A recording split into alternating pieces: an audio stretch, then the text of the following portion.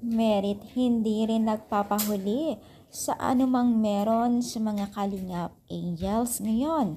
So, bago natin ipagpatuloy ang ating pag-support today's video, kung bago ka pa lang sa aking channel, please subscribe po, like, and pakit na rin po natin guys ang notification bell upang ma-update po tayo tuwing ako pinag-upload patungkol po sa mga viral video.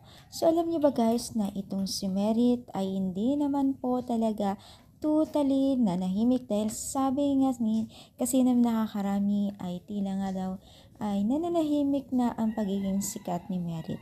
Pero guys, alam niyo ba guys na si Merit ay talagang hindi rin nagpapahuli dahil kung maalala po natin, I think sa Albay yun, meron siyang pinapatayo din po na bahay.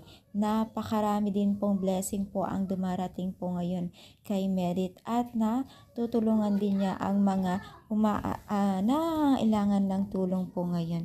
Sobrang dami po ang nangangailangan ng tulong ngayon pero itong si Merit ay nakakatulong din po sa mga nangangailangan. Lalo't pa man po ngayon ay ang dumaranas ng mga iba't ibang bagyo at talagang ang Bicol ay isa sa mga not prone po ng mga bagyo. So, si Merit kahit nagpapatayo ng bahay ay may mga pictures din po siyang nagpapatunay na tutulong at nagbibigay po ng mga relief food sa mga nasalanta ng bagyong Christine. Sobrang dami po ang natuwa sa kanya at umaasa ng nakakarami na sana ay hindi mo rin magbabago at tuloy-tuloy po ang blessing ni Merit.